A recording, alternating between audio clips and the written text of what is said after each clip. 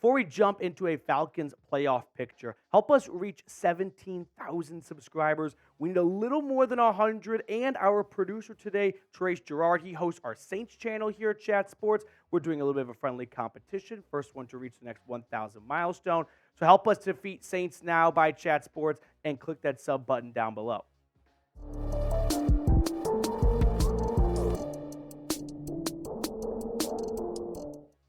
What's going on, everyone? Welcome into Falcons Today. On today's show, we're going to run through an updated Falcons playoff picture, their path to winning the division, and then their path to securing a wild card spot, because after defeating the Colts in Week 16, they are hanging on by a thread, but you're telling me there's a chance? Yes, I am. So let's look at the updated NFC playoff picture.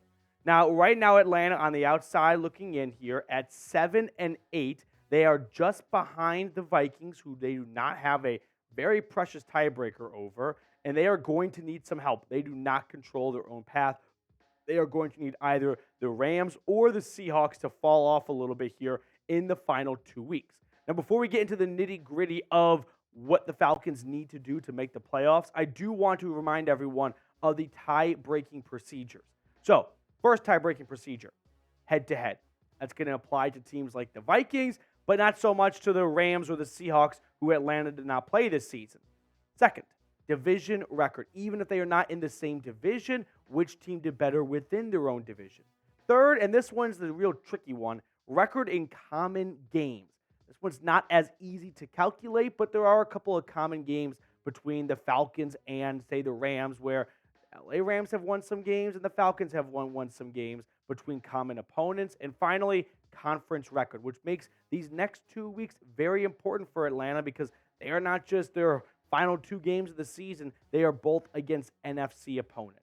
So let's talk first about what Atlanta needs to do to win the division.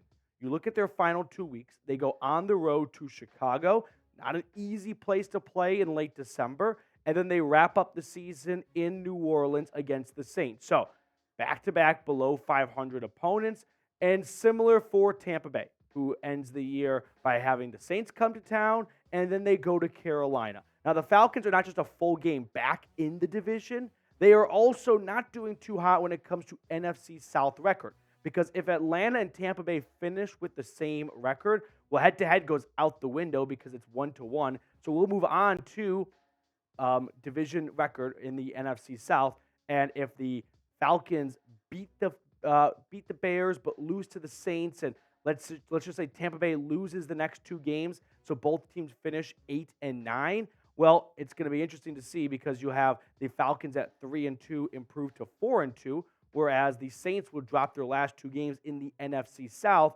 and that's going to put them behind Atlanta in the NFC South tiebreaker. But ultimately, the Falcons' most realistic path to winning the division is winning their next 2 games and asking the Bucs to lose their next 2 games.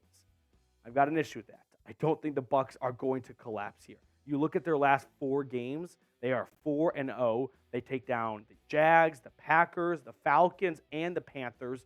So some good-ish teams right there, right? Jacksonville, maybe not so good right now, but still, I mean, playing more than just bottom feeders, I would say, in the National Football League. A couple in the hunt playoff teams right there. So the Bucs are playing some good football lately.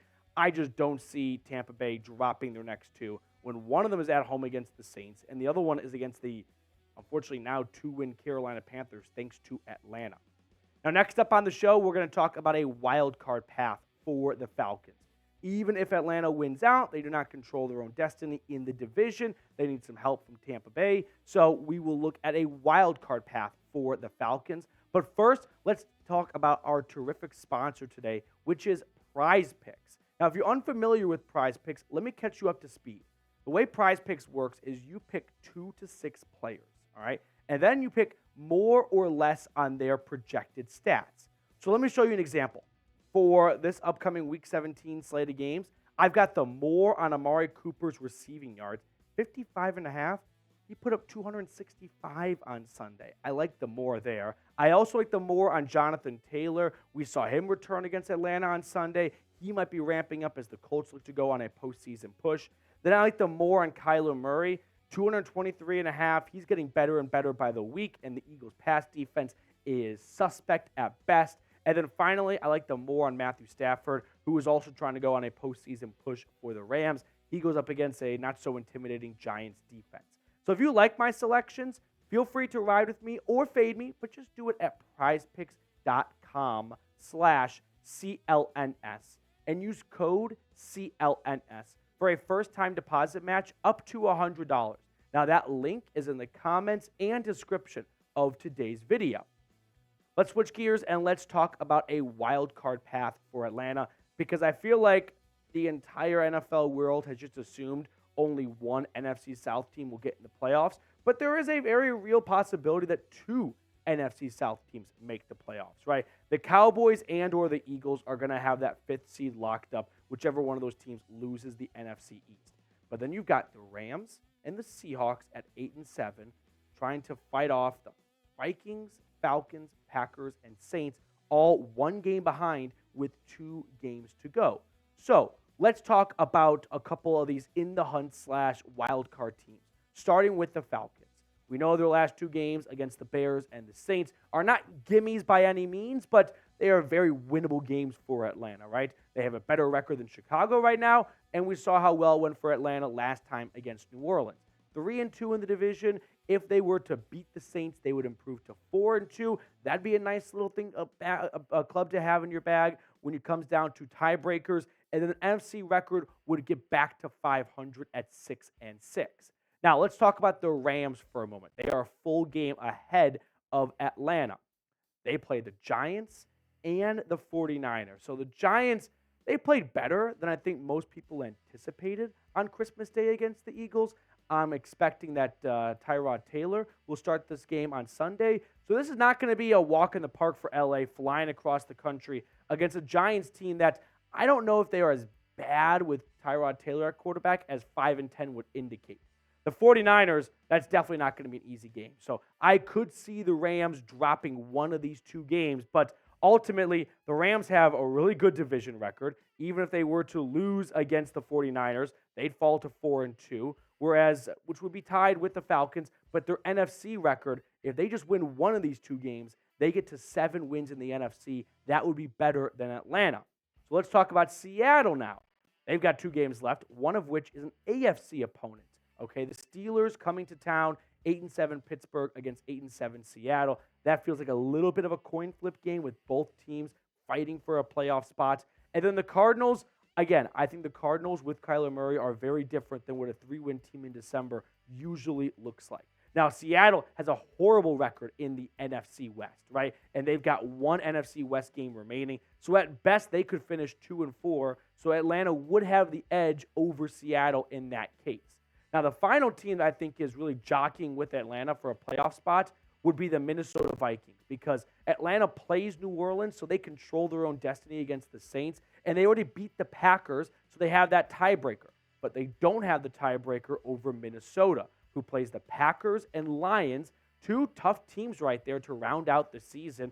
Minnesota playing Green Bay for a second time, and same goes for Detroit. Now, the Vikings are 2-2 in the division, so if they were to win these next 2 games, well, it wouldn't even really matter because they had the tiebreaker over Atlanta. So even if the Falcons and Vikings win out, tiebreaker goes to Minnesota.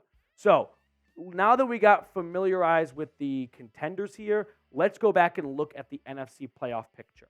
You've got the Rams and the Seahawks ahead of the Vikings and the Falcons. Let's kind of remove the Saints and the Packers from the equation since Atlanta plays New Orleans one more time. So obviously, it's win-out mode for Atlanta, which would include a win over the Saints, thus giving them the tiebreaker, and they beat the Packers for that tiebreaker, like I mentioned. So you've got the Rams, Seahawks, Vikings, and Falcons.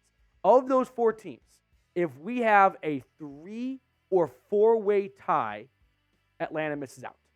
They do not have the tiebreakers, and if you have 4 or 3 teams right there, let's just say the Rams, Seattle, and Atlanta, all finish 9-8, Falcons are on the outside looking in. If it's Minnesota, Seattle, Atlanta, Atlanta's on the outside. If all 4 teams finish 9-8, Atlanta's on the outside. So what do the Falcons ultimately need? They probably need, in the most simplistic way, they need either the Seahawks or the Rams to drop their next 2 games, right? That opens up a playoff spot. If one of those two 8-9 teams, 9-8 teams, lose their last two games, and then they finish, or I beg your pardon, they would finish 8-9. They're currently 8-7, and then Atlanta could slide in at 9-8. So one more time, you need either the Seahawks or the Rams to lose their final two games. Atlanta wins out, and Minnesota does not go better than 1-1. I think I got it. It's a bit confusing, but priority number one, take care of business this Sunday against the Bears. Now, let me throw this question your way before we get on out of here. Is it playoffs or nothing for Arthur Smith, right? If Smith misses the postseason for a third straight season, do you think the Falcons will fire Art? Yes or no? Give me your honest opinion down below in the comment section. That's going to do it for us on this edition of Falcons Today. Thank you so much for tuning in. I hope it wasn't too confusing. Honestly, these playoff machines, they can just take over your entire afternoon. So there's still a lot of football to be played, even though there's 2 weeks remaining. But if you're looking for the most simplistic way, Atlanta wins out, and then Seattle or the Rams lose the last two games.